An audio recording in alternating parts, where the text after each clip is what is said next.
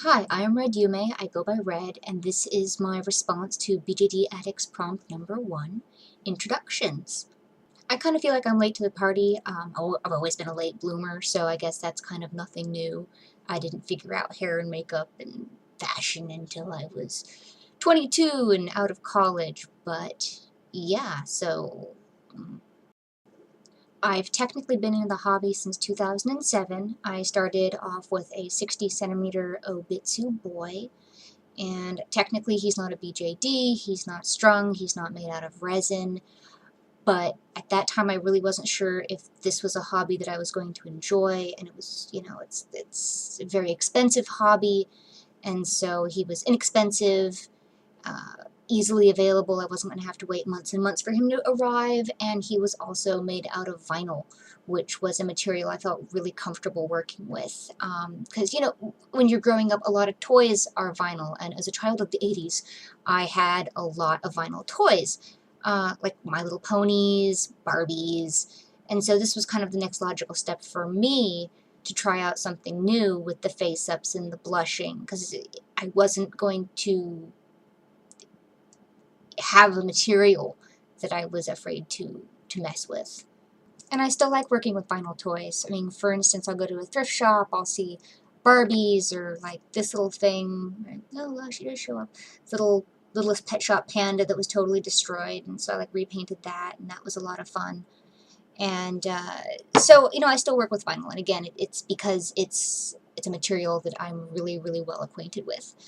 So you'll notice that I am sans doll for this introduction, which seems to be not normal, as if anything in this hobby is normal. But no, I don't have a doll. My Obitsu is totally boxed up, and bits and pieces of him are going through a makeover, and as they say with other dolls, they're in the mail. So I have some other dolls coming, and they should be here really, really shortly, which is actually part of why I'm doing this introduction now, is I didn't want to start off with, box openings, and it's like, here's this box, and here's this doll, but who's this person that's just randomly putting up box openings? So I actually have 2 dolls coming. One is a Dalmor Lucian Lilia, and the other is a second-hand with doll Dark Elf Angela. And I know I got a really, really big one coming, and then like a really not super tiny, but I think she's like 43 centimeters, so a much smaller doll coming. And that's a pretty big jump from 2007 to 2014, and I haven't done anything in the hobby in between there. But after I got my Obitsu, I kind of realized that I didn't like sewing to scale. I didn't like dealing with very, very narrow seams, and I had to use really, really lightweight fabric, otherwise it didn't lay properly. And I found that I really enjoyed making larger items like cosplay costumes, and big pieces of armor, and because it's forgiving. You screw up on a cosplay seam, it's really easy to rip the seam out when you're not going to ruin the fabric, and you can sew it over again, or you can tuck it in, or it's just more forgiving. And at the time, I wasn't a terribly accomplished seamstress, and so dealing with such small seams and finding tiny little buttons and snaps, and it was just too intricate for me to really enjoy. So he got put on the shelf for a really, really long time. So when I did get back into it, or when I wanted to get back into it, I wanted a larger doll. I wanted something that it was human size or almost human size, not like mannequin size, but large enough that I could sew for it and not feel like I was searching around for buttons that were this big, and that I didn't have to use these teeny tiny snaps, otherwise it would bulge out from the fabric, and that I could actually use some fabric with some weight to it, like I'm kind of used to with costumes. And so I started scouring the internet, and I'm like, I'm looking for life-size BJD, large BJD, 1/2 scale BJD, and then things like life-size doll. That was a mistake. It was a big mistake. But anyways, I kept looking and looking and looking, and I really wasn't coming up with anything, and I asked on Den of Angels, hey, I'm looking for something bigger, and I kind of really didn't get any good answers from that either. And it wasn't so much that there weren't answers to be had, it wasn't that I was not asking the right questions. And so eBay, of all places, I was, putting in life-size BJD, and this auction popped up, and it's a full-size ball-jointed doll, and I'm like, what is this thing? Because it showed it, and it was wearing, human clothes and human-sized shoes, and I'm like, this is what I'm looking for, so what is it? And it was a Dalmor Lucian Nostalgia Dahlia, I think. And from there, I'm like, oh, now I have the right question, so I can get the right answers. And thus I did, and it started me kind of on this journey through the pathways of the internet to find information on these dolls. How big are they? Where do you get them? How long do they get there? What is Dalmor? Look at all these great sculpts.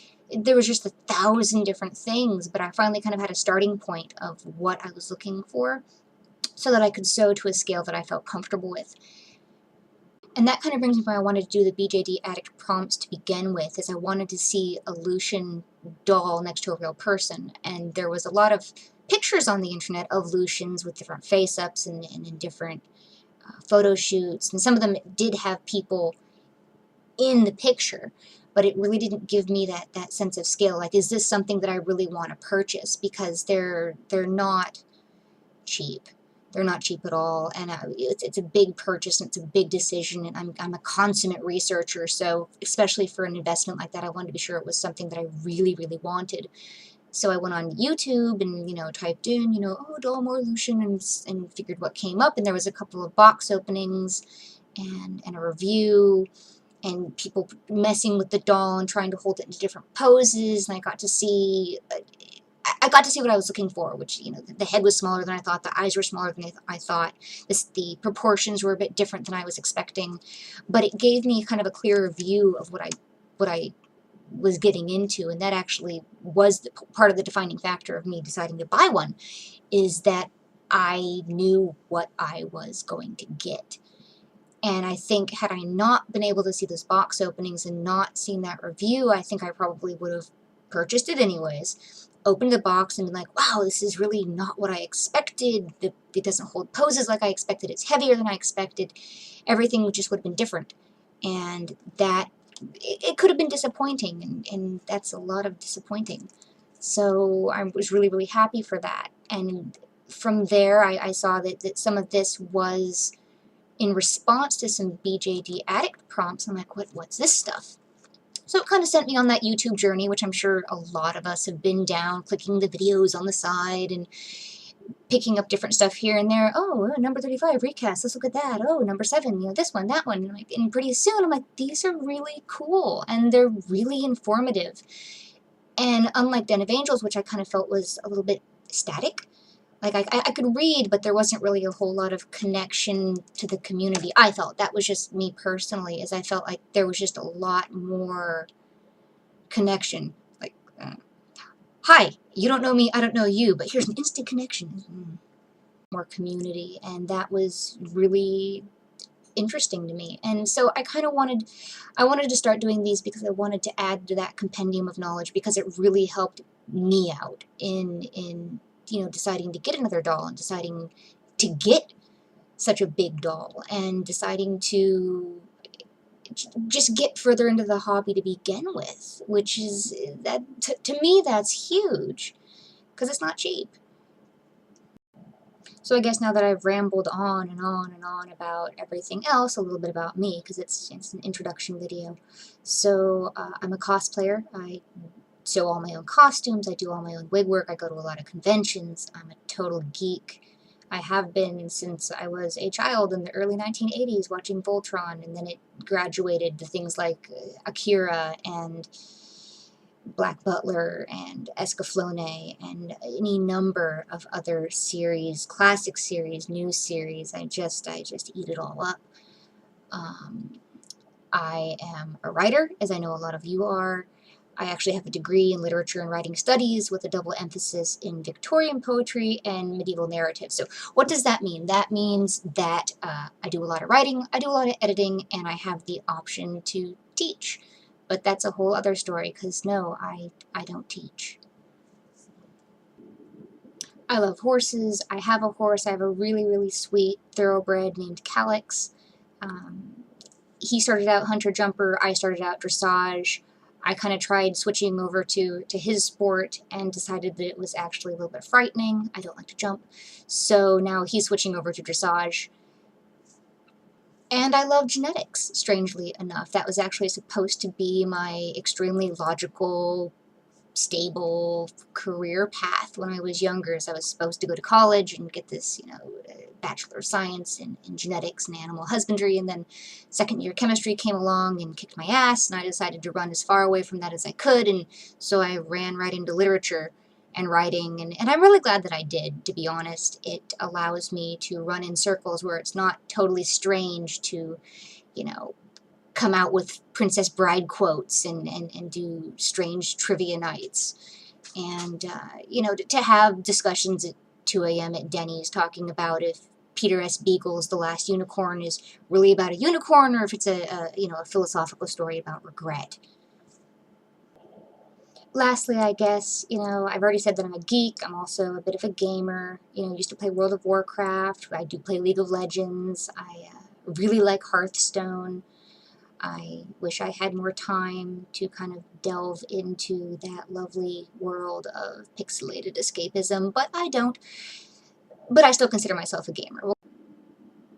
And I guess that's really actually about it. As I'm sure you can tell, this video took 1,000 takes. I don't usually make videos where I am talking to the camera. I do little slideshows. I have little skits from various cons that end up on the internet, but I don't generally do videos or talk in them, and honestly, this was a lot harder than I thought it was going to be.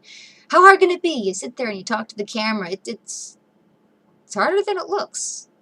Much harder than it looks. I hope it gets easier. I really, really do, because I want to do all 40 some odd prompts that are out now, and I look forward to see what prompts come out in the future. And if it's this hard, it's going to be really, really difficult to get them all done. It'll get easier. It'll get easier. Anyways, this is RedYume, Red signing off for BJD Addicts prompt number 1, Introductions.